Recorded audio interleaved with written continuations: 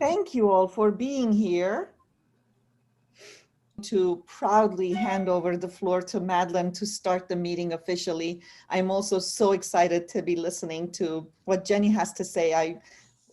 I participated in one of her events and I learned so much. So I can't wait to participate in this one as well. Thank you. The floor is yours, Madeleine.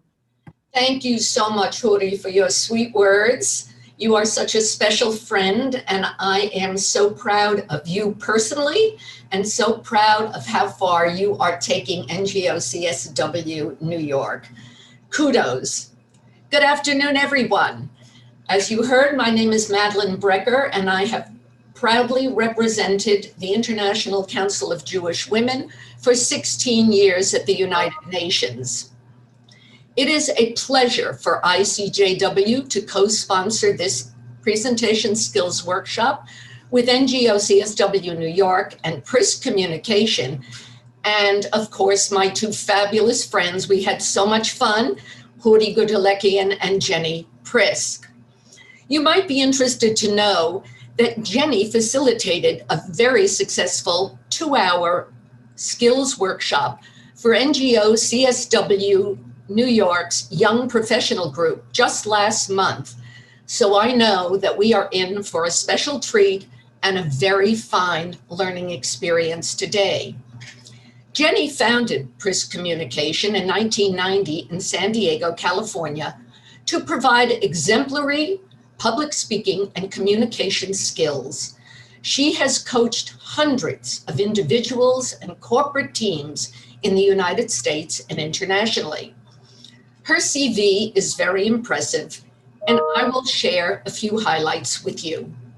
For 6 years, she was a faculty professor at the University of San Diego in the Nonprofit Management and Leadership Program. From 2015 to 2017, Jenni chaired the San Diego County Commission on the Status of Women and Girls, and from 2016 to 18, she was the president of the Association of California Commissions on the Status of Women. She is the San Diego, California point of contact for Beijing 25+. In 2001, Jenni founded Voices of Women, a nonprofit organization with the mission to uplift and empower women and children. Before we begin, just a bit of housekeeping for you. Will you please write your questions in the chat box? And I will be monitoring that today. Jenni will stop at 2 or 3 intervals in the course of her workshop to take your questions. And during that time, we will limit the questions to 2 or 3 only in order to stay within the time constraints of our workshop. Of course, if we don't get to your questions and if we have time at the end, we will certainly go back. So now I think you agree that we are about to spend 90 minutes with a very fine professional. So Jenni, please teach us to make our voices heard. Well, thank you so very much, Madeleine, for that very kind, very warm, and very engaging introduction. I appreciate it. And Huri, I certainly so appreciate your being with us this morning. I don't think at the moment that there is a busier woman in the world than Huri Gudalekian, and the fact that she is with us right now speaks testament to her personal power and her capabilities. It's been my pleasure to collaborate with Madeleine and with Huri for the last 18 months or so, because as we know, to all of you, our world has changed recently, and we have been dealing with this terrible pandemic. We've been dealing with loss. We've been dealing with sadness, with sickness, and many women have been seriously affected. So what we have planned for you today, we hope will uplift you, empower you, and help to change your lives for the better, because of all the work that all of you who have joined us today are doing in your global communities to change our world for the better. So let me move on and say to all of you, welcome. It is my honor and my pleasure to have you here with us today. I know that there are 200 and more of you around the world. And of course, this is one of the plus sides of the pandemic, is that we are able to all get together on this incredible NGO CSW65 platform with at least 25,000 of us enrolled and excited to learn. I'm very, very grateful to NGO CSW New York for sponsoring this webinar today, and also, of course, to the International Council of Jewish Women, of which Madeleine is a representative, and my company is Prisk Communication, based in San Diego. So I have enormous gratitude and appreciation to Huri, to Madeleine, and also to Devin Zingler, who is working behind the scenes so very hard, supporting us all on this webinar and on every webinar of the 700 of them around the world. I'm coming to you from New Zealand, and I just want to explain the sheep behind my head. Many of you will know that sheep define the country of New Zealand. There are 70 million of them and 5 million people in the country. And that is just a very dynamically painted sheep. It is not bleeding. Nothing has happened to it, but it is my brand today. I've had people ask me, is there something wrong with that sheep? It's just that I have it very proudly on the wall, and I wanted to explain that to you because our branding is extremely important. So let me continue with you today. The priority theme, as you all should know and probably know, is women's full and effective participation in decision-making, achieving gender equality and empowerment. And of course, all of these elements require that women speak up. And you'll see in that gorgeous picture of the 6 women in the graphic at the top that they are centering around a microphone. They are working to make their voices heard.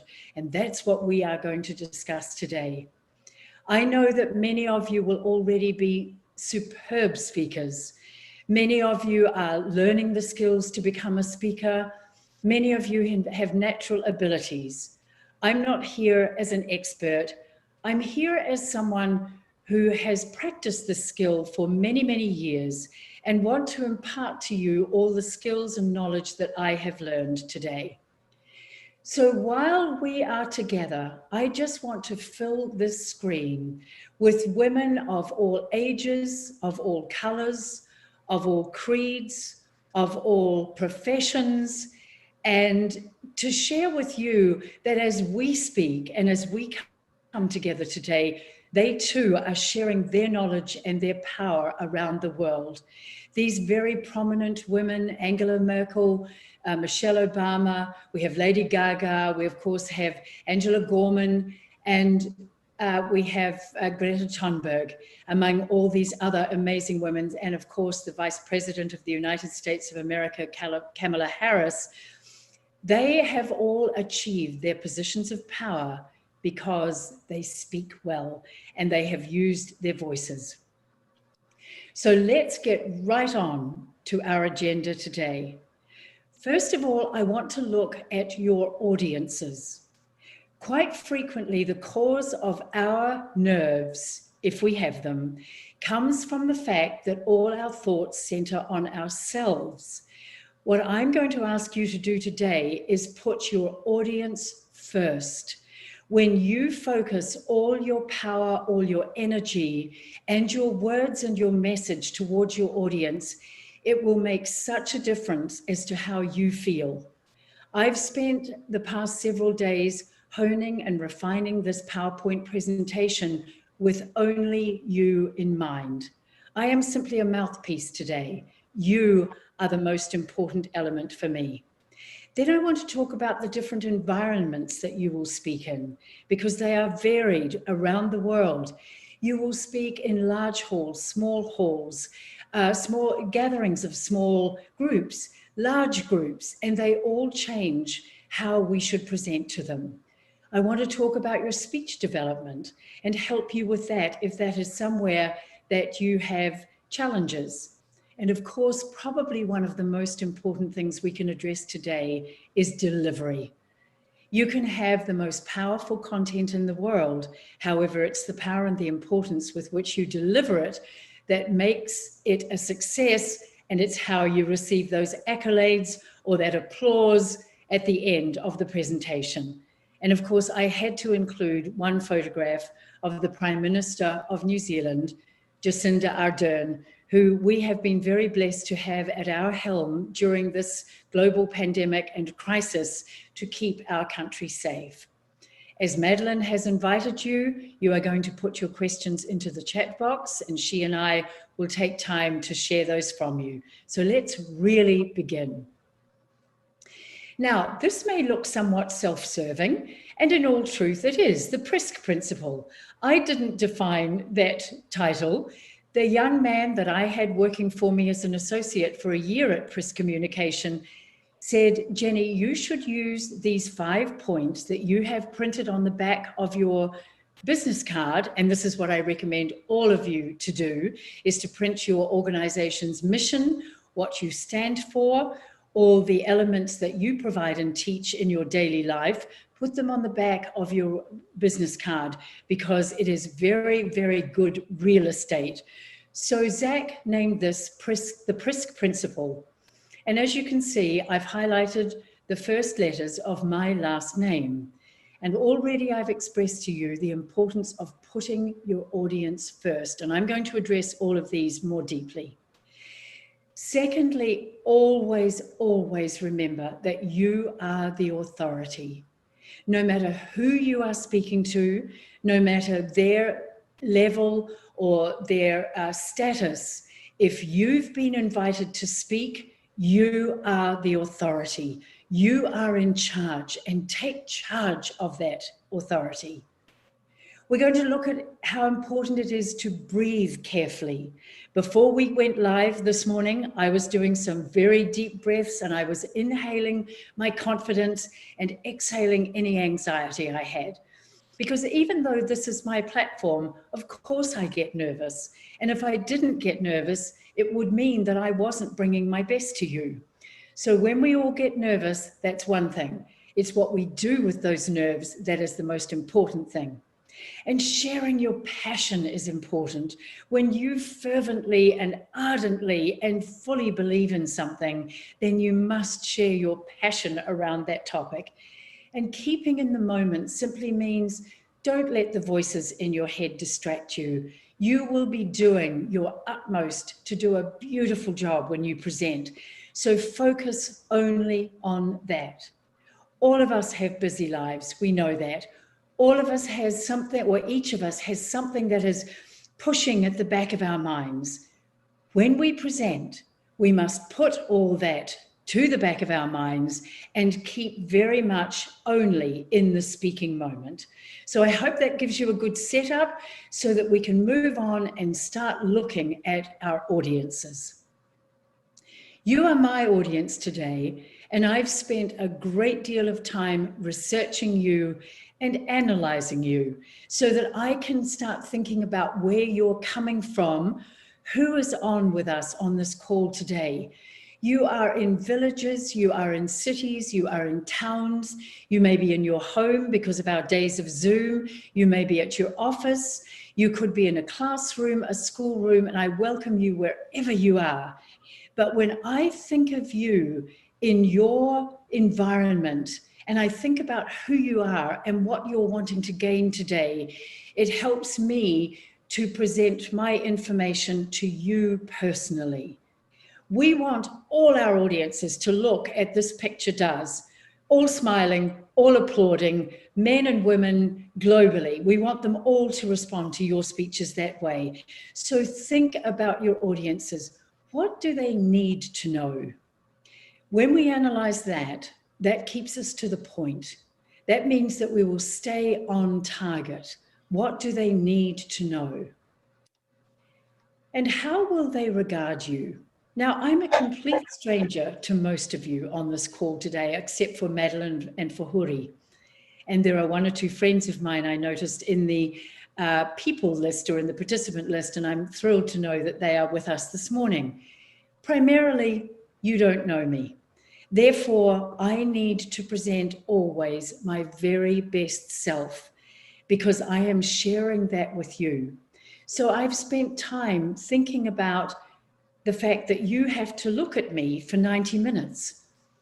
And you also need to know that I care about you, as the quotation at the bottom of the screen says. At the end of this webinar, it won't really be about how much I know, but you will feel how much I care about conveying that knowledge to you. So I can't ask you to like me. This isn't a popularity contest. I'm not running for politics. However, I can spend my time caring for you through my words and through my actions, as I would recommend that you do also. How will your audience benefit? And just as importantly, how will you benefit from speaking to an audience? For me, this is the honor of a lifetime. I've been to the Commission on the Status of Women at the United Nations in New York on 6 occasions now. I have given one workshop many years ago. Mostly, I've just been very happy to be one of the women participating in those magnificent workshops. And this honor of speaking with you today is really exceptional. So therefore, I'm benefiting from this opportunity to speak to you. I must be thinking about how I can benefit you. What can you take away that you can use later on today? You can use tomorrow. You can use next week in a speech. I'm going to help you to plan speeches so that you can use that also. And then what's our desired joint outcome? We all want to leave this workshop feeling stronger, more empowered, and with the ability to be able to speak up. Because women speaking up in our world has never been more important. So let's take a look at your environment. There are a number of environments that many of you will speak in from time to time.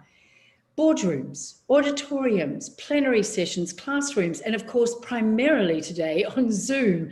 And then there are many, many more. In boardrooms, we are often confined to a table, a long square one, a circular table. But in boardrooms, there are positions that we can sit to create our personal power.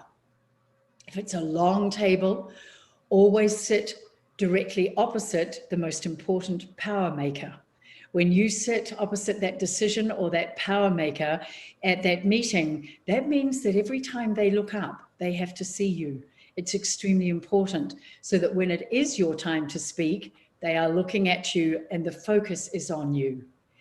Auditoriums can get just a little bit more challenging because when you speak in an auditorium, frequently you either have people raked above you or you have people set out in a very, very broad array in front of you. And therefore, there's a very wide span of people to reach.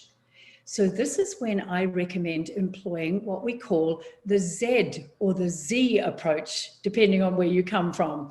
I always called it the Z approach in New Zealand. Then when I went to America, where I've lived for 37 years, I called it the Z. Now I'm back to the Z in New Zealand again. And that means that when you want to engage everyone, you start at the very back row and you sweep your eyes slowly across that auditorium until you come to the rows in front so that every one of those people feels that you are speaking to them personally.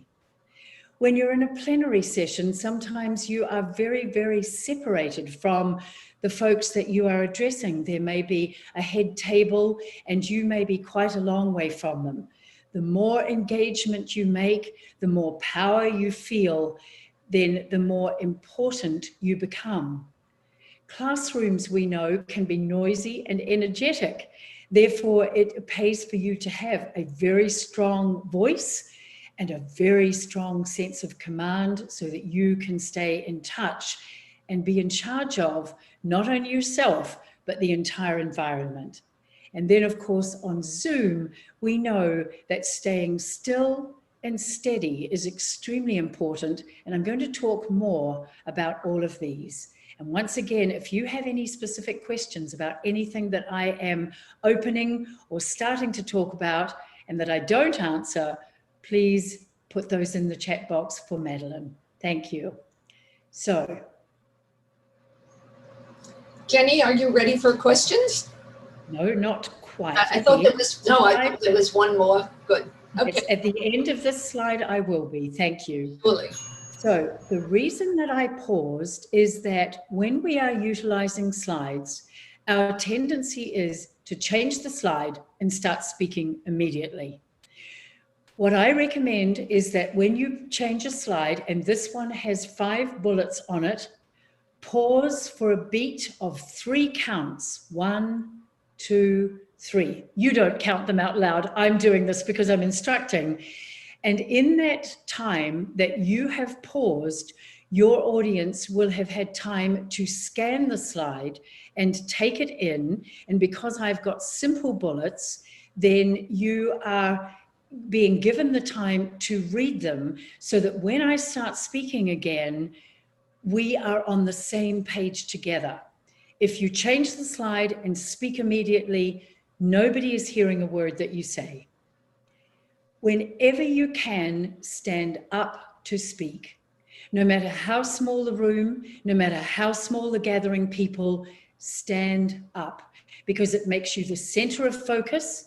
It projects your voice 25% better when you stand, because when we sit without knowing it, we suffocate the diaphragm, which is where all our breathing and our strength comes from. So always stand whenever you can. And wear bold colors. You'll notice I've worn a bright color today, and my slides are very bright.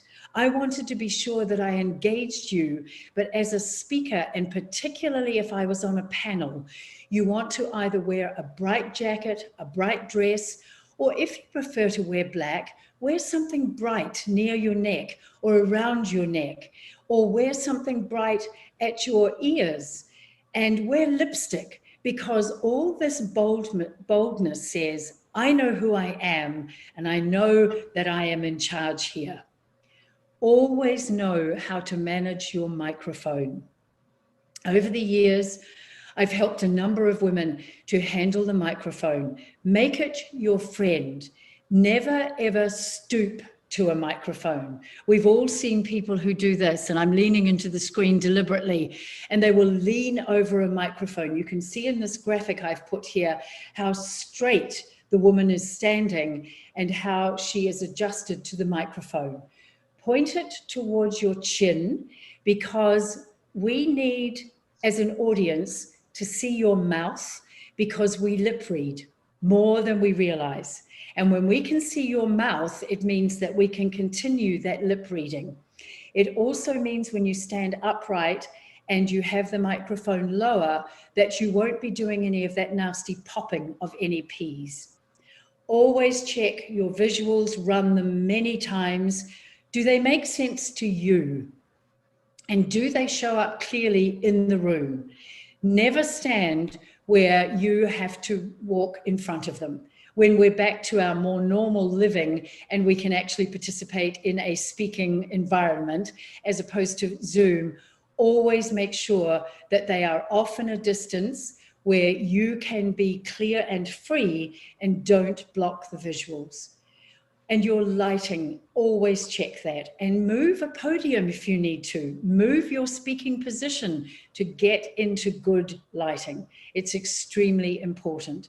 It's very dark in New Zealand right now. I have a blind down behind me because I know when the morning light comes in, it could interfere with us. However, I have a light that is a spotlight, or it's a very soft spotlight, and it's shining down on me so that you're not struggling to see my face, which I know can get very, very frustrating. Position yourself always to engage. You are the central focus when you speak. You are the authority. You are the most important person in the room. So stand in a place that everyone can see you. If you're in a room and your audience is right up beside you, step back so that when you look left and right, they can all see your face and no one is seated behind you. That's always extremely important. And then on Zoom, as you can see with the young woman in the photograph here, she is very centered, she's very focused, and she's engaging you by using her gestures. So now, Madeleine, this is the point at which I do want to pause and see if you do have any questions for me. Lovely, Jenni. Thank you very much. I do want to remind everyone now to put your questions in the chat. I do have a good one for you from Adriana, and she asks, will some of these notes be available after the presentation? Thank you for that, Adriana. And yes, not necessarily all the notes specifically that I am saying. However, the entire video is, we are recording on video. And this whole workshop is going to be available on YouTube, and you will have the slides to go with it. Therefore, you'll have my voice explaining the slides. So I hope that answers your question for you. Thank you, Jenni. I don't see any more questions right now. You are doing such a fine job. There are no questions, so proceed. Well, I appreciate that, Madeleine. Thank you. And I will move on. No, wait a minute. A new question has just come up. So as long as we're on target, Marianne asks, where can we access the YouTube video? Now, thank you for that question, Marianne. I believe that what you will be able to do on the NGO CSW New York platform is find out where the videos are available. I don't have all that information. However, Huri Gudlekian, who is the chair of the NGO CSW, may be able to answer that for us at the very end of the session. In fact, look at that magic. She's popped right up and that's brilliant. Thank you, Huri. I know you can answer that for us. Actually, Jenni, I'm going to put you on the spot. I think the best way is to really put down your email, and then we'll, perhaps Jenni can add you to her mailing list and send you the recording, because it's going to be really hard to track down 700 recordings on the platform. The team is doing the best they can to retrieve these videos, these recordings, but it's really the organizer's responsibility to save the recording and share it with their constituents. Excellent. I appreciate that input. That's just what we need. So I'm going to be bold and brave enough to let you know my email is extremely simple. It is my first name, Jenni, Jenni, and my last name at prisk.com. And I will go back to my name again, although I think you have it on the page where you entered the webinar today, but it's Jenni, Jenni, at Prisk, Prisk.com. And I'm also available on LinkedIn. And after the last seminar I gave for the young leaders or the youth leaders and young professionals, I received a lot of connections on LinkedIn, so I would welcome meeting you there. Jenni, we have one more quick one. Are you ready for it?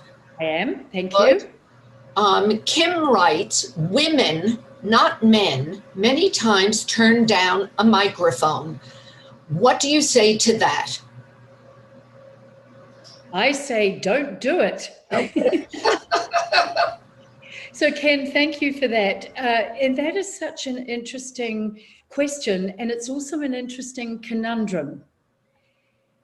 If women have been raised in an environment where they are taught that their voices should be quiet, then when they hear their voices amplified on a microphone, it can alarm them. And that's why they will often reach to turn that microphone down, or they will step back from it, or they will step away from it, because they're hearing their voices for the first time. And that can be alarming. I say to every woman who is on this Zoom webinar today, never turn the microphone down. You want to amplify your voice and use a microphone whenever you can, even if you think you don't need it, because there's always going to be somebody in the room who is hard of hearing, or perhaps does not have English or the language that you are speaking as their first language. Therefore, they will really appreciate your speaking up. So I hope that answers that. Extremely important for women to speak up. Any more, Madeleine? There are, but the 3 are over. So perhaps you want to go on, or do you want to take some more questions? Are they relating to anything that we have covered thus far? Yes, one of them, the first one that I'm looking at, definitely speaks to some of the lighting you were talking about and wants to know, what is your view on ring lights and other supplemental lighting, and do you like green screens? Aha, great question. Thank you. I get asked this one so many times. So supplemental lighting, I believe, is very, very useful. As you can see, and I mentioned, I have lighting in the ceiling. I also have a ring light, a supplemental light above me here. And if I turn that off, all my face goes into shadow. It's extremely important when you are speaking that you are well lit. So I recommend as much practice with that as you can. Zoom your friends, Zoom your colleagues, and adjust the lighting while you're talking to them so that they can see when you're getting clearer and in better focus. I do that a lot when I'm doing training with my clients back in the United States. We actually spend 10 minutes or so with everybody just fussing with their lighting, working with their lighting. The green screen. Now, I'm a great believer in a real background, not necessarily the digital background. When you have the digital or the green screen background, it serves to show parts of your body as disjointed. So I'm in a real environment, and when I raise my hands to talk to you, they look as though they're attached to my body. If I had a green screen behind me, my hands would appear and they would look detached from my body. So even though that green screen is very effective, and the one that Huri with the NGO CSW New York logo that she has behind her keeps her very focused. See, hers is very real. See how her hands are still attached to her body? That's because she's not working on a green screen. She's working on an appropriate screen. And there are many of these that you can research and find the best one for you. I've had a number of people who have worked against screens with waving palm trees. They've had seagulls flying overhead. They've had waves rolling into the beach, and it becomes very distracting because they suddenly start to disappear from the screens themselves. So get the most real screen that pertains either to your role in life, to the work that you're doing, to the country you represent. Make them belong to you. I hope that answers that for you. Madeleine, I think, shall we move on at this stage? So we can go on to some others a little later. Right. Lovely. And we can do those next. So we're moving on now in the slides here. So now we're getting to what I get a lot of questions about. Develop your speech. And again, I'm going to pause so that you can scan those bullets. When you've selected the topic, we need then to define an objective. And I'm going to show you this in the next slide, what I mean by this. When we just say simply, I'm going to talk about public speaking, that leaves a huge orb of information for me to cover. But when I create an objective that starts with the word to, and then I use a verb, and my verb was to persuade you, then my intent for you today starts to become clearer. Always think of a speech when you start to develop it as a journey along a path, which is why I have this picture of the trees with the path and the sunshine at the end, because we want that very positive outcome. So you choose your topic, whether it be about human trafficking, whether it be about education for girls, and then you make it into an objective. Your objective is to persuade your audience of the vital importance for education for girls. And then you start to make it more imperative and your intent starts to grow. Then define 3 key points. Write on your screen or on your paper, however you write a speech, the numbers 1, leave a space, number 2, leave a space, 3, leave a space. Then when you've defined those 3 spaces, you fill them in with your subtext. All the things you're going to say about those points. Then define a strong opening and a memorable close, because your last impression is your lasting impression. How you close is how you are remembered. Then when you've dealt with those 4 bullet points, then you go back to your speech and you insert the visuals, the stories, the quotations. Now, the reason I suggest they're at the end is I find that many people have a set of slides they feel they absolutely have to use, and then they try to define or develop their speech around those slides. My recommendation is write your speech first and add the visuals second. So let me move on to the next slide, where I'm actually giving you an outline of what I did for this presentation and what I mean by this slide. It's not as complicated as it looks. This took me 5 minutes. And when I'm teaching in an actual lecture room or a classroom, all of us together work on writing a speech. The class or my group of colleagues who I'm working with, they pick the topic and then we define its intent. My intent for you today, my objective is to persuade you that presenting can be positive and powerful. That was my simple objective for you today. So that's what I recommended on the previous slide. This is what the objective means. Then I chose 3 key points. I wanted to talk to you about your audience. I wanted to talk to you about effective content and delivery. And then I want to close with growing your power at the podium. Then when I'd got those basics done, I went back and I added the stories and the visuals and the quotations. And my goal for you is to inspire you today.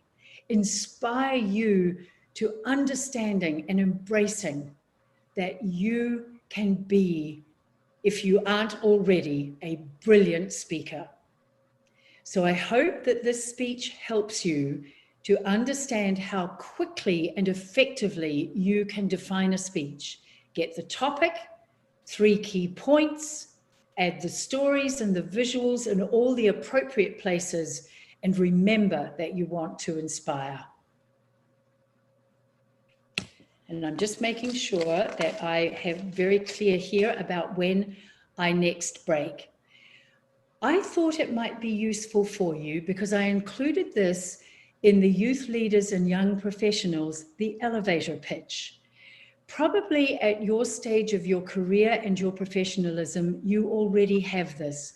However, this is one of the most important things that we can write and develop for ourselves, because it's how we market ourselves, our organization, our company, our nonprofit, whatever it is that we represent. And many times we're not clear about who we are and what we do. And in so many instances, we as women are asked to introduce ourselves. And I sometimes hear women struggle with this, and this is why I decided to put this in for you today. It should be no longer than 30 seconds. It should be to the point and very persuasive. It should include benefits for the people who are listening, in other words, your audience. And you should know what you want to achieve when you have delivered that elevator pitch. And the following slide is my example for you as to what I use for my elevator pitch. And the reason that I have all these little bubbles of water all over this particular slide is that your elevator pitch is how you start your ripple effect.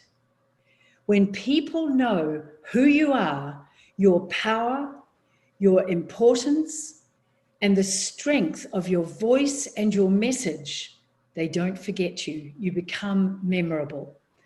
So it's how to market yourself. So let me move on to the next slide and I'll let you read it when I put it up.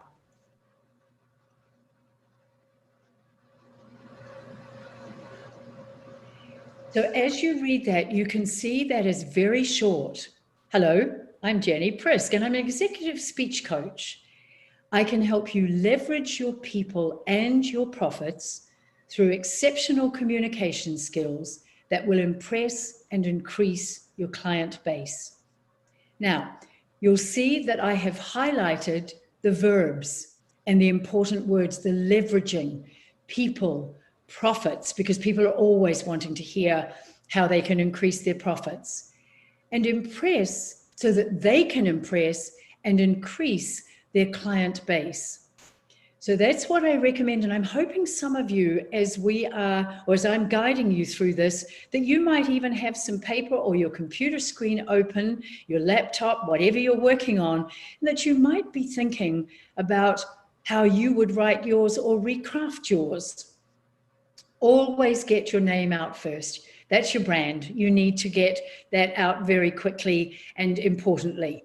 Some of us don't always feel we want to use both names. You don't have to. You can simply say, hello, I'm Jenni. Then let people know what you are. Now, quite often, when I say I'm an executive, if I say just speech coach, a lot of people think that I work with others to fix speech impediments. And I don't. So that's why I've put the word executive speech coach in there so that folks understand that I work in a world of people like you who are very senior in your speaking world. And then I worked on the amount and the number of powerful adjectives I could get in there to ensure that I could speak up. I'm just checking my notes. We're not quite at the next break, Madeleine. I'll just keep going here. So and please, if you have any questions about the elevator pitch, don't hesitate to post them for Madeleine. We're not quite there for the break. So all of this connotates your successful content. Research your audience, research your content, then sit back and reflect. I started this PowerPoint presentation a long time ago so that every time I gained knowledge about you and who is on this call today, I could reflect on you and I could think about, what are you going to ask me? How can I respond to you? And be very prepared for reactions, positive and negative. I can, I think, guarantee that on this call today, there's pretty much, I would say 90% of us have had some pretty hostile or negative reactions to our presentations at some point or other. I know I certainly have.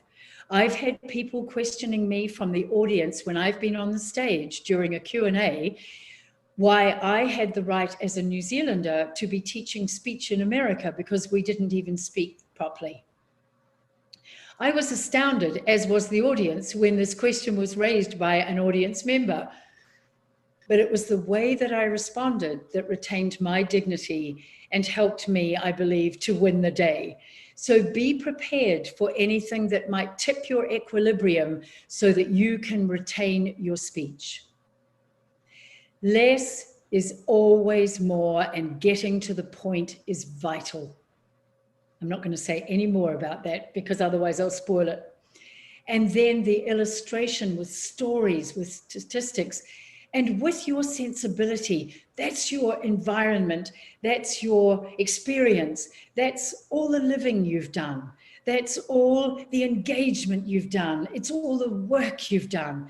Share that with other people because that's what they value. And this, I hope, will be a very interesting slide for you.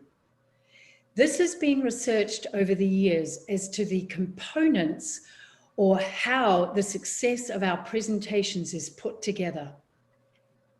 50% of our success is in our visual delivery. That's not the number of slides we have and how pretty they are. That's you and how you look and how you come across to your audiences. Are you warm and engaging? Do you have fun with them? Do you smile? Do you connect with them, engage with them? 40% of your success comes from your verbal skills, the inflection in your voice, the way you sound, your ability to pause, your ability to speak slowly and clearly. And then we come down for just this little miserable 10% for our content. Now, what this doesn't mean is that we compromise content. Your content has to be strong, sound, and real. But it's when you fill your visual and your verbal with great content and deliver it well that the success becomes yours. Let me again check here, not quite ready, moving on. Your visual success comes from planting your feet very firmly. I'm sitting here now talking with you, obviously in my office, on a chair. I have the base of my spine very firmly cemented to the back of my chair to keep me steady. And I've got my feet very firmly planted on the floor. My spine is straight, and I have, as an imaginary something to hold me up, I imagine I have a string from the top of my head to the ceiling, which keeps me upright. The more upright I look, the stronger I look, and the more you will find me credible. I'm making eye connection with the camera so that I can engage as many of you as possible because I can't see you. So I'm hoping that your being able to see my eyes keeps you engaged with me. I'm using open gestures. You don't always see them, but I'm using them so that I can inflect my voice. And they are always open palms. When we hand our open palm to an audience, it says, here is my integrity, here is my truth, trust me, I can be trusted. And I smile a lot because A, I'm happy to be here, but I also know that when I smile, it lifts and changes the tone of my voice.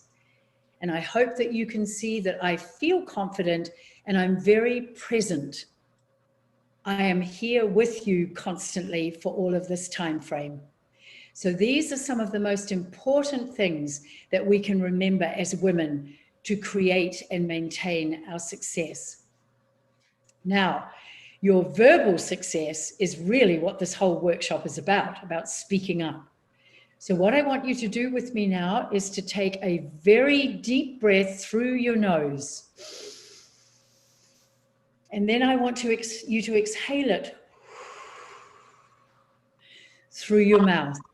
If you do 3 of those before you speak, you will feel that you have breathed in all your confidence and say to yourself, I'm getting rid of my anxiety. It is not necessary.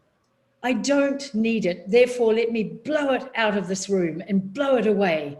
Just breathe in your confidence. Don't overbreathe. You'll get lightheaded. And when you're going to stand up, you're liable to tip or wobble. So just do 3 at a time. You'll notice, I hope, that I'm speaking very slowly and clearly. I'm aware that we have women and men from around the world on this webinar. And if I was rushing this, not only do I lose my sound of confidence, and I want you to see what can happen. If I suddenly start to speak up, you're just going to glaze over and think, I'm not going to listen to Jenni anymore. Because when we start speaking quickly, our bodies start getting very mobile. See how my head is going? And it's all going to custard, which is a silly expression we have over here. When I slow down, I allow you to keep up with me, and I also create confidence in you and in myself.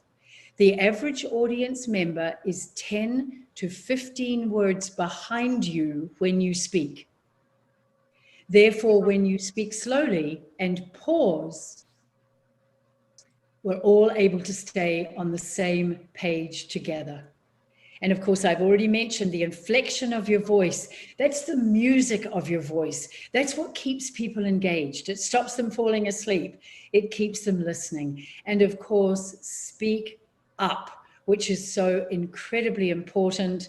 And let's just look at these exercises, and then we're going to take questions after this slide. The 3 deep inhaled breaths before you speak will calm your body and strengthen your voice. Let me show you what crazy horse lips are, and I did them before I came on this webinar. I have no trouble looking ridiculous. I have done them for years in front of audiences. They make everybody laugh, but what they do is they loosen up your lips and they allow you to articulate clearly. And then the sound of the ha, ha, is the sound of laughter. Those words I've got written there, those ha's, are all the sound of laughter. Ha, ha, ha. And when we breathe those out of our diaphragm before we speak, we then relax. And when we start to speak, we are comfortable, confident, and can speak up. And at this point, Madeleine, I'm going to stop and see if you have any more questions. Yes, we certainly do. And we do have a few comments thanking you for this workshop, Jenni. Very nice. And one wonderful question from Marnie, very personal. And you spoke of sharing. She asks, are we able to share with other women with appropriate acknowledgement to you being the originator of the thought? At 63, I have struggled with being a good speaker and wish to do whatever I'm able to help strong young women activists out in so many realms to be more effective than I have. Well, that's an excellent question, Marnie, and thank you for your consideration about helping young women. That's always been my joy. I have given so much in the way of pro bono training and coaching over the years, as is this, because it's important to me that women speak up. I'm 72 years of age now, and I will do this until my very last breath. And please excuse me, I'm on the end of a very nasty cold. I'm glad that's the first time I've coughed during this webinar. You may use any of this information as you wish, Marnie, if this will help you to pass it on to other women. All I would ask is that perhaps at some point you might say that you gained this information from Jenni Prisk of Prisk Communication, because honoring other women is how we all strengthen. So whenever I have been privy to other women's strength and engagement, I always like to acknowledge them, as I have Madeleine and Huri today, because they have helped me to be on this platform. So Marnie, please go ahead and please never stop coaching young women. Jenni, you have two questions on the elevator pitch, so I'm going to give them each to you and you can do them together. Adriana asks, what are multiple reasons to give an elevator pitch, and what is the environment where you would be most effective? And the other question comes from Robin, who says, hello, Jenni, and thank you for presenting. Does your elevator pitch change depending upon your audience? Very good questions. Thank you. Let me start with Adriana, and I'm writing these down. So the multiple reasons for it and the environment, there is some similarity here. It was called the elevator pitch because we're supposed to imagine that we step into an elevator, and of course this never happens because everybody goes really silent in an elevator. We were supposed to be able to travel approximately 10 floors, and if someone in that small room with us said, what do you do? We were able to tell them. And that was why it was short and to the point. Your elevator pitch will change according to your audiences. I would add more to mine if I was with an entirely corporate audience. I would tell them more, perhaps, about, I might give them a couple of lines about how I would go about coaching and training their people so that they had more information to take hold of so we could engage in conversation. If I was talking to an NGO, I possibly wouldn't be talking about leveraging profits, but I would be talking about leveraging their people in order to make them better representatives of the organization. So yes, the answer is you get a basic elevator pitch, then you think about your audience, as I said earlier on in the webinar, and you pitch that pitch according to the people that you are speaking to. I hope that helps you. So it can change according to environment. And Thane asks, would you suggest a standing desk for a Zoom call so as to be standing and not sitting? Oh, great question. And the answer absolutely is yes. I have a number of clients in the United States that when I work with them, I know that they're standing. I can see the difference. if that's where you're comfortable and that's where you gain your strength, and particularly because I mentioned it earlier, Thane, about women standing up and everybody standing up to be that center of attention, then it is important. Always know and make sure that you can stand still. I'm sitting because I am with you for 90 minutes, and I want to make sure that I maintain a very, very calm and professional body language. And I know that I can keep it more when I sit. But very, very good question, and definitely stand as long as you can stand still and project your strength. That will work for you. Thank you. That's it, Jenni. So why don't you proceed? I certainly will. Thank you so much. And thank you for those questions. They are great, and keep them coming. How are you going to get accolades? Because you are going to remain calm and dignified and professional when you speak. This is exceptionally important. Something that I wanted to be sure to mention here today, especially for the women on this call. I've talked about standing and planting your feet. What I see a lot of women doing when they stand is they cross one leg over the other. Now, I've had the opportunity, and still do, to work with large groups of men in my training and coaching over the years. And I've asked them, what does that say to you about a woman? Not that their impression or their response is necessarily the most important, but I wanted to ask another sex what that meant. And they have said to me, it always makes me feel that the woman is extremely uncomfortable and that she's nervous, and perhaps I'm making her nervous. And that's how I read it. So staying calm, dignified, and professional, do this in front of a mirror. Cross your legs and then uncross them and plant your feet shoulder width apart and see how different you look. It makes a world of difference. What a woman always needs to know is her argument and how she wants the outcome to be. So I'm really repeating a lot of the things I've already covered, but just strengthening them. A lot of women I've heard over the years, because I've coached them, will put a lot of fillers and denigrating language into their speeches. And let me tell you what I mean by that. They will say quite frequently, I think. When we're speaking, we need to know, not I think. Therefore, all you have to do is begin your argument by eliminating the I think and using the words that you would have started with without the I think. Get rid of any fillers like, you know, like is one of them. I hear this particularly in younger women. It is a pattern of speech, sometimes in Generation X. Ask a good friend to listen to you and to help you eliminate those words from your dialogue because they lessen you. I hope you've noticed that I tend not to use any fillers. And again, it's because I'm speaking at a slow pace. Therefore, I can think as I speak and I don't need the fillers. They are normally because we are rushing. Be very persuasive. We persuade through strong language and we persuade through smiling. We persuade through the inflection in our voices. We persuade through the words that we use. And confidence, of course, is what this entire webinar is about. And always be yourself. I had a woman many years ago as a client who said to me, I want to sound exactly like the film actress Lindsay Wagner.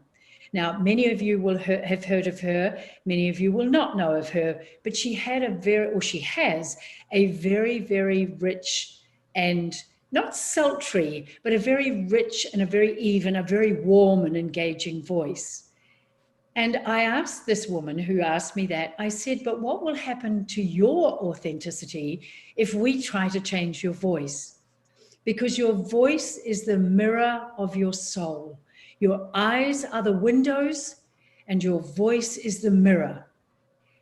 Anyway, years later, after I had worked with this woman, I had the good fortune of working on stage with Lindsay Wagner herself when we were at a fundraiser.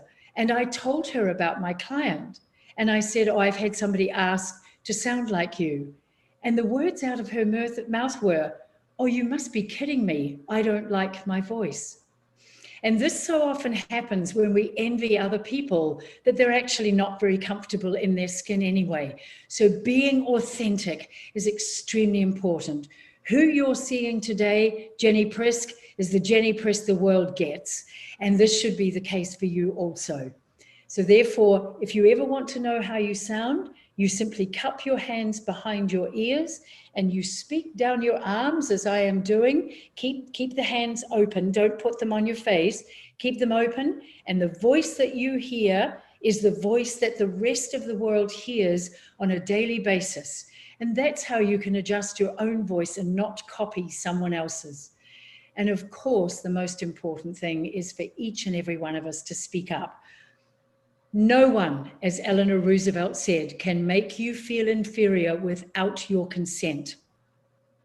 And that consent comes from the fillers, from the I think, and the worst expression we can ever begin our speeches with, which I've also heard over the years and was guilty of using myself, were the words, I'm sorry. We have no need to apologize. We share half the sky on this planet. And when we get up to speak, we are in charge, we are important, and we are there because we are important. Now, I'm not finishing the workshop here. I just wanted to summarize some of what I had covered. I want now to share with you a video that many of you will have seen, many of you will recognize, just to show you what the power and importance of speaking up did for these women.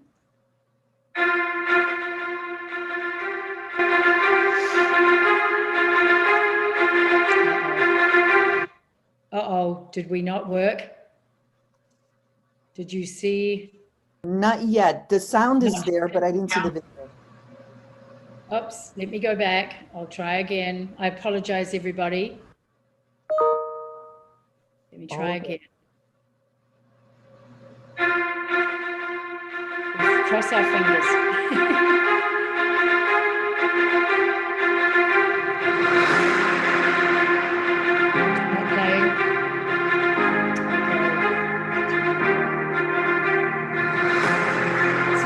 For me either.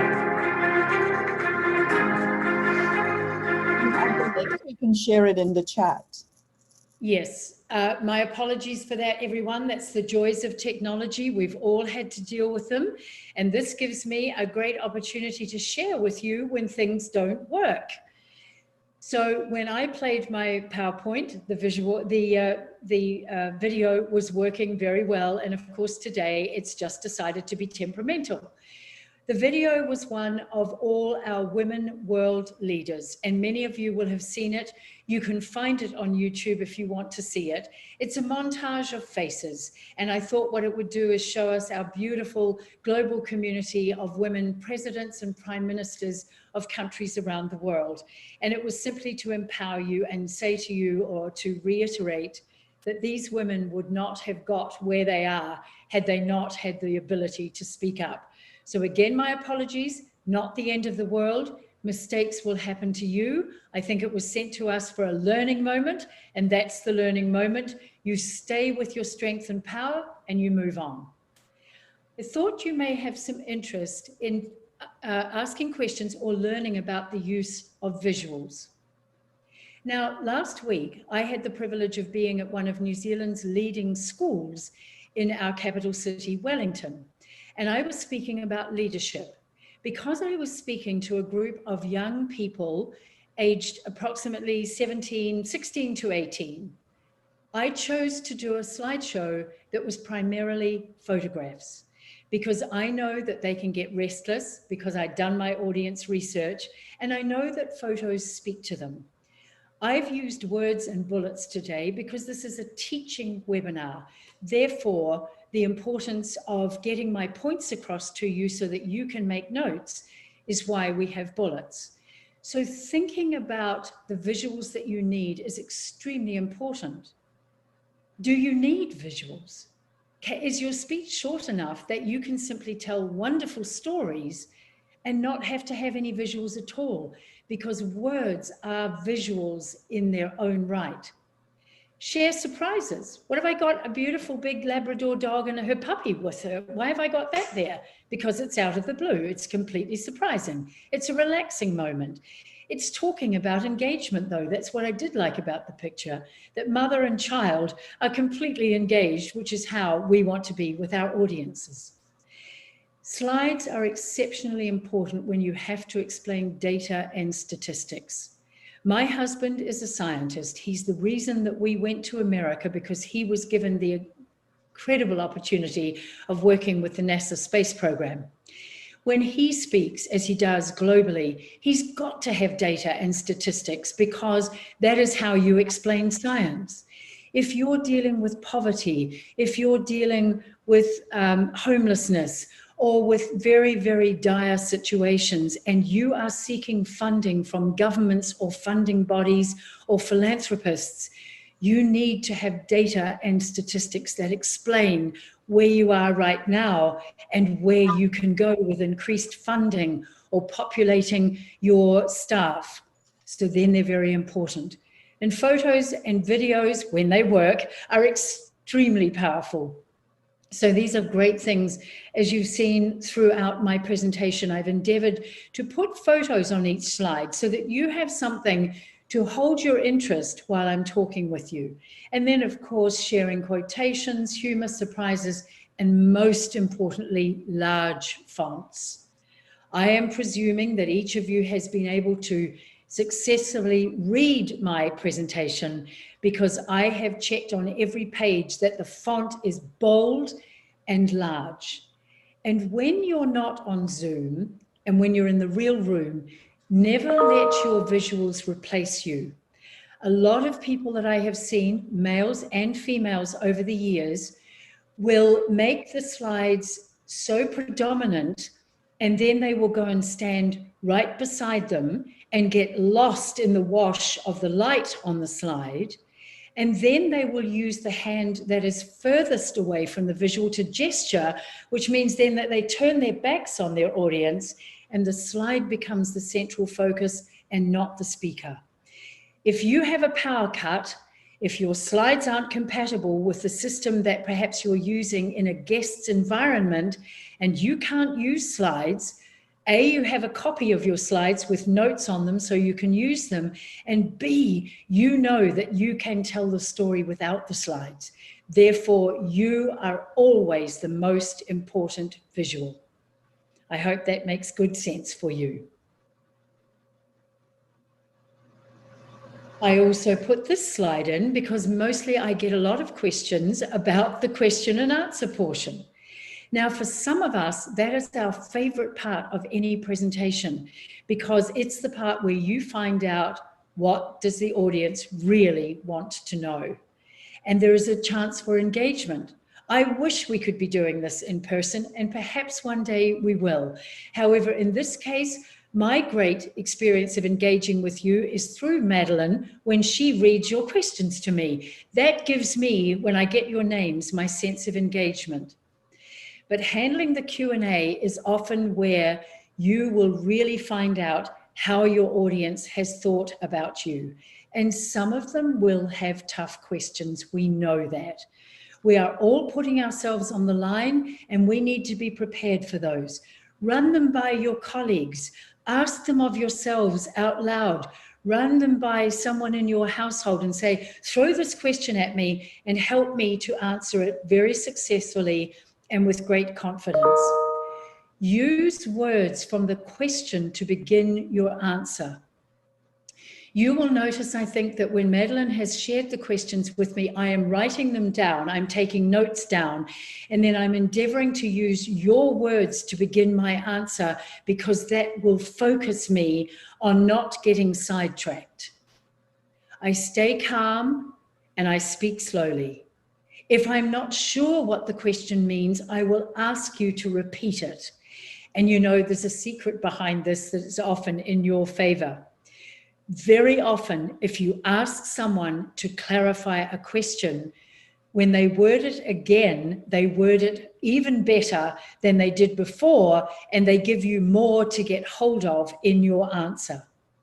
And what I mean by having the last word is that when we are back in a normal world again, and some of you will be, we are in New Zealand, and I hope it is for you all very, very soon, then frequently when the Q&A comes along, people endeavor to sabotage the speaker, or a speaker sadly will allow the audience to take over with the Q&A. You must always hold on to your place as that authority, and you must always have the last word in your presentation, because it is yours and you are in charge and you are in command. So always make sure, never let it dissipate through the Q&A and then you just have a quiet thank you at the end, or sometimes don't even get a chance for that. Always bring it back after the Q&A and make sure that you summarize. I feel I want to cover this because this was such an integral part of the NGO CSW65 and our empowerment. Stand up and speak up for other women and for those who are struggling. There are so many of us in our world today that do not have the equity or the equality that we do. And let's face it, all women are still fighting for full equality. And therefore, every opportunity that we have to speak up for them stands not only in their favor, but ours also. I am practicing daily on my unconscious bias. When I hear someone else or myself say something that I believe could have a hurtful outcome, I pull it back immediately, I apologize, and I endeavor to say it again, because I have to be so very aware of culture. I've lived in America for 37 years. I've been in New Zealand for 16 months because of the pandemic, and we will eventually go back to San Diego. However, what I have had to learn is the Maori culture in my country. I have had to learn about the way that the Maori counterpart, the original inhabitants of my country of Aotearoa, how their culture stands and where I stand in their culture. And all it's doing is helping to enrich my daily life. I use their language whenever I can. However, here, when I say appropriate language, I'm talking about the they, or he or her, which for some of us can be uncomfortable, but is extremely important. I can talk about males and females. However, when I'm talking about them specifically, instead of saying he or she, I am wiser in my role today to say they, because that way I am honoring and respecting their gender. Always be about promoting others and yourself. And I've put you first. So frequently, women forget to promote themselves and their needs and their requirements. They put themselves second. At the end of a long day, and we know during this pandemic, women have been working double the hours, and we're already multitaskers, especially those of you who have young children and you've been doing homeschooling. There are moments during that day, that week, that month where you must put yourself first. And as you do so, you are promoting your entire gender and all the other women who are working in a position similar to yours. Be sure that you're engaging everyone and leaving no one out.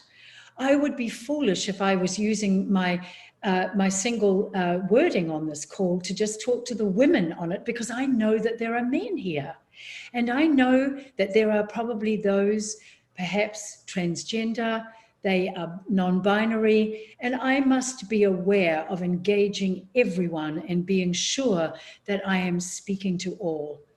And the most important thing is when you maintain your dignity and treat yourself with dignity, you maintain dignity for all others as well.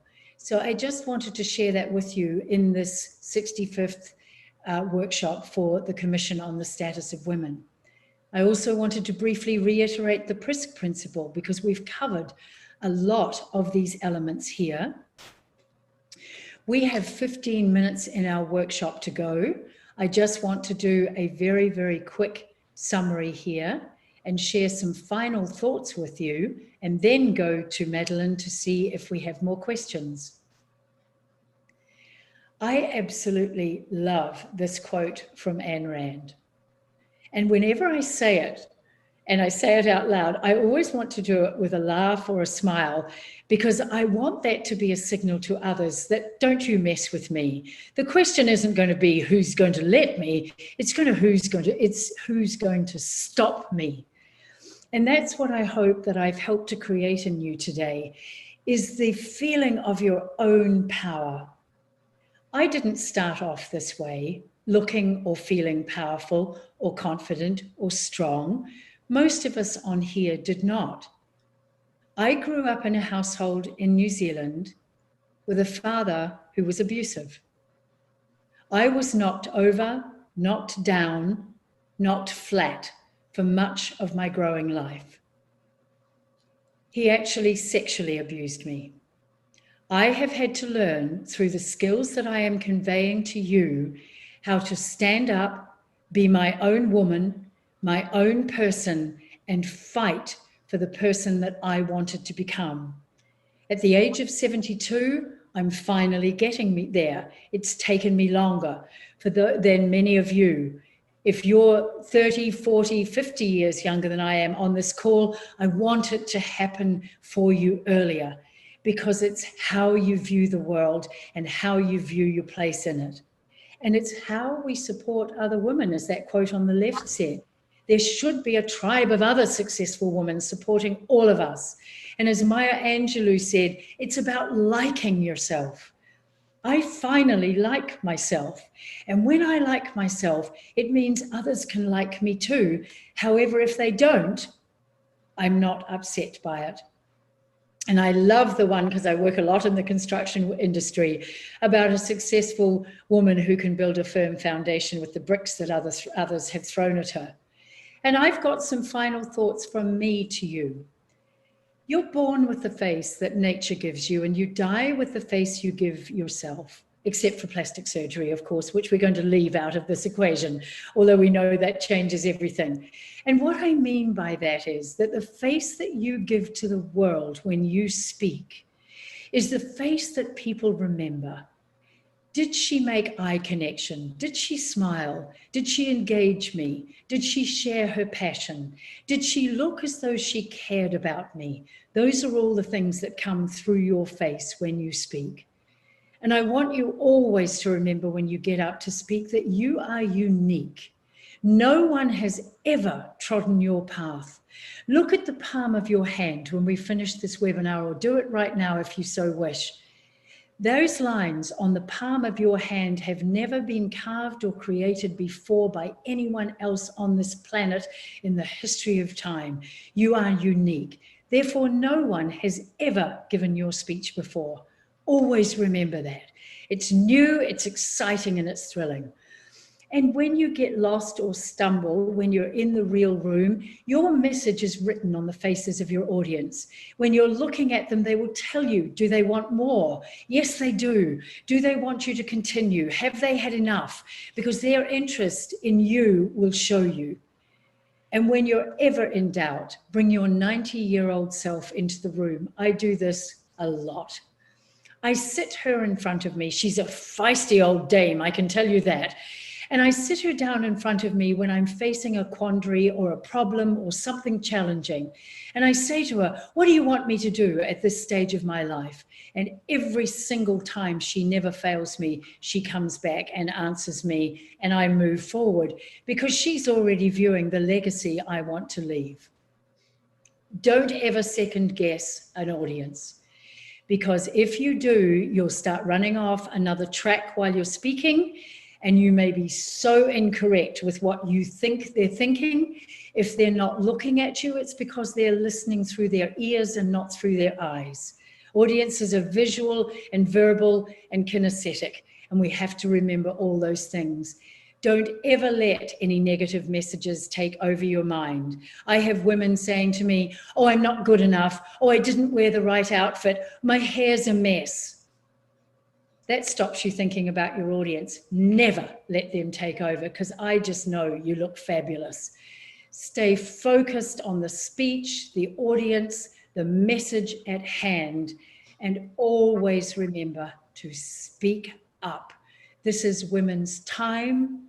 This is our opportunity to really hold up half the world, and it's our opportunity to thrive and to flourish, and we can do that through our advocacy and through our presence. So I want to thank you. It's been my honor, and I want to turn over in these last 10 minutes to Madeleine to see if you have any more questions. And namaste, I thank you.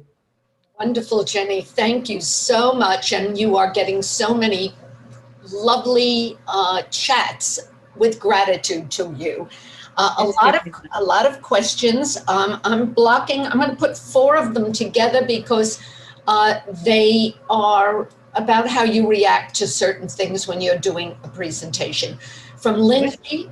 Lindsay, she says, what if you get a bit emotional during a presentation? Marnie says, I'm wondering if you have any special advice about what to consider when speaking in a hostile environment, where the issue is divisive in the community. Is there a way to be more acceptable to those of an opposite view? And there's Debbie, who asks, how do you handle people who pose a question as an opportunity to make a speech about their feelings, to promote their own agenda? And finally, I had Abby here. I hope I didn't lose her. Well, oh, here we go. Okay. How do you deal with people who are holding their own conversation while you are speaking? Do you speak louder to drown them out? Do you stop speaking to draw attention to them? Or a clever phrase to point out the rudeness? Take it away. All right, I will. Those are brilliant. Thank you, Madeleine, and thanks for stating them so clearly for me. And I know we're down to about the last 5 minutes, so I'll be as quick as I can. Let me start with Lindsay's and emotion. This will happen to us frequently, is depending on the audience, depending on the topic. And it's part of the nerves. What I recommend, and never be afraid of it for a start, because it's authentic. It's who you are. It shows your humanity.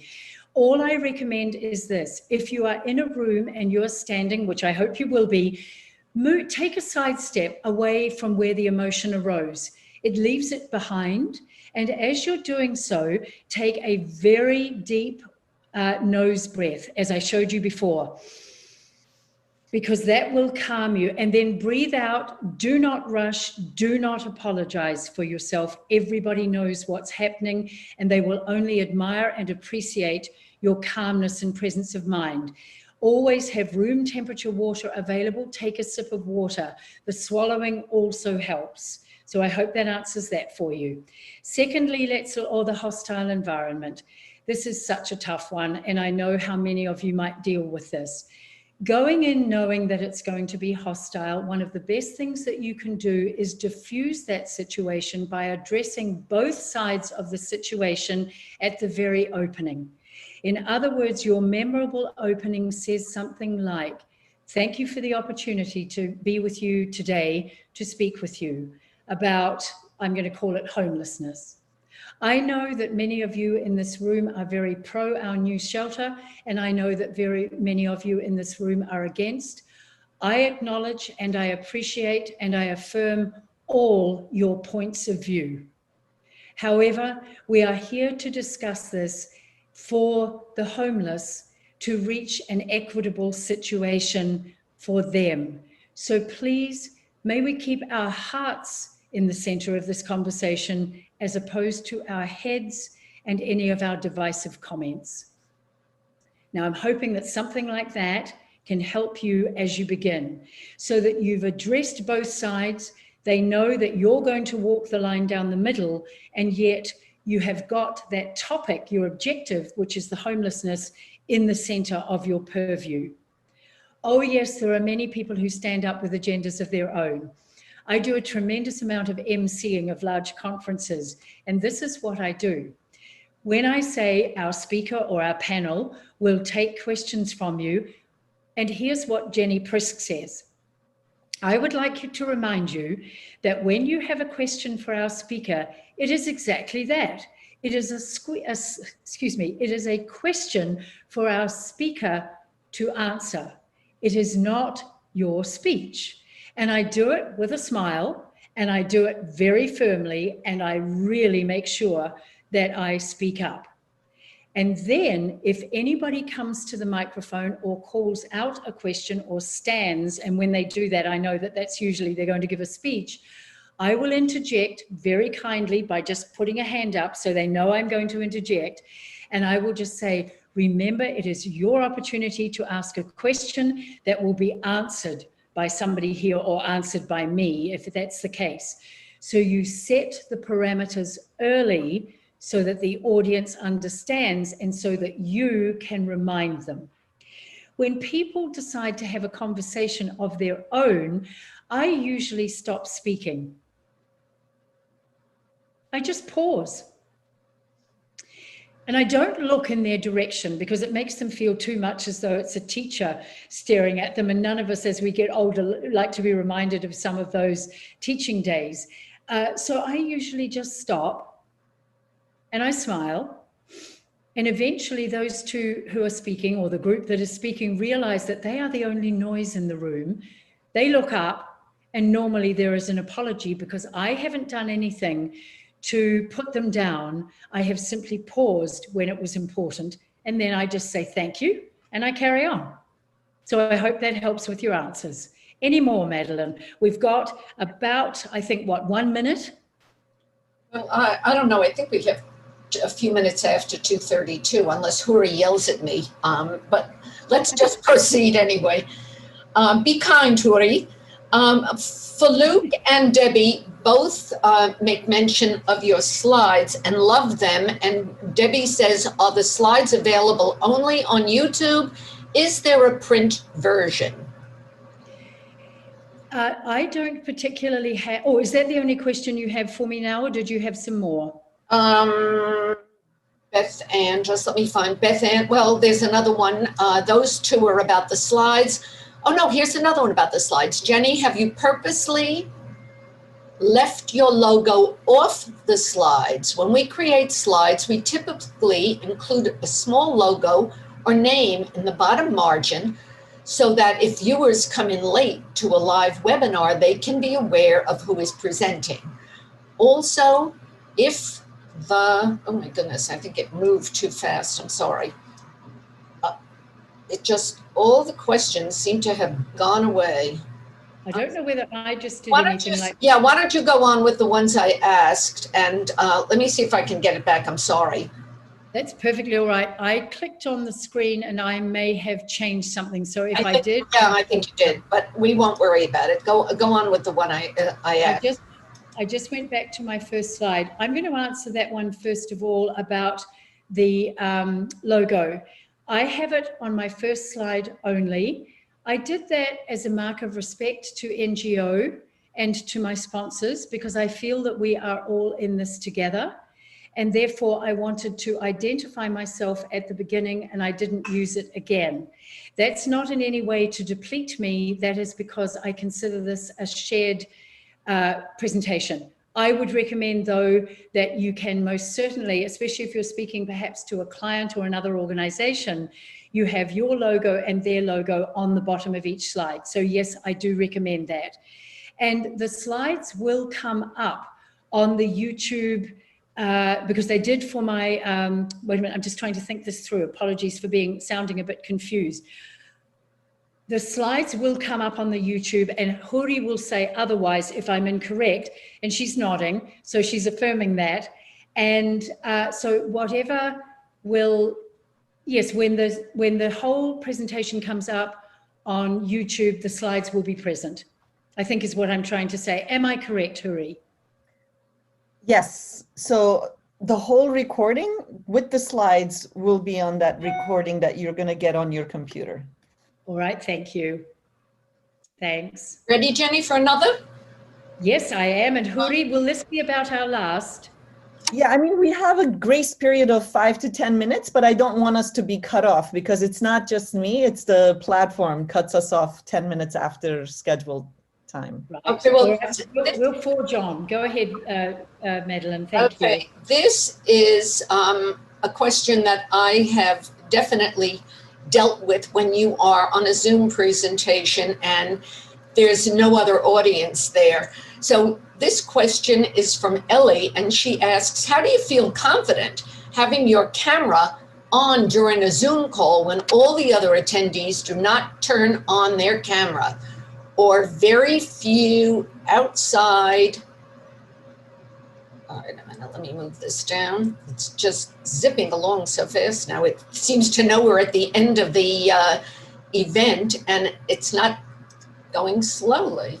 Well, anyway, how do you feel, Jenni, when you're looking out at an audience with no faces in front of you? Well, that's actually what I've been doing for the past 90 minutes. And what I tend to do is look at the camera, or I speak to the face that I can see. Now, I've been able to see Madeleine throughout, and actually about 2 of you. What I'm thrilled about now that I've ended the slides is that I can actually see about 12 of you, and it is so thrilling to see who was on the screen. I can see all your lovely faces, and I think we're being cut off here very, very slowly. So you just have to talk to your camera or the center of your screen and imagine that everybody is there. That's my best advice to you. And that gets easier and easier the more you do these Zoom conferences. Madeleine, I think that this is probably the last opportunity that we have. I'm going to do a very quick cheating thing here. I am clicking the arrows on my screen so that I can see some of you. I don't know how many we've had on here today. But we may find that number. Everybody wave. And I'm just going to wave to you because I think we're all going, thank you all so much. It has been my pleasure. And get in touch. Thank you, Madeleine. Thank you, Huri. And I think we should probably now say farewell to all of you who have joined and end this webinar.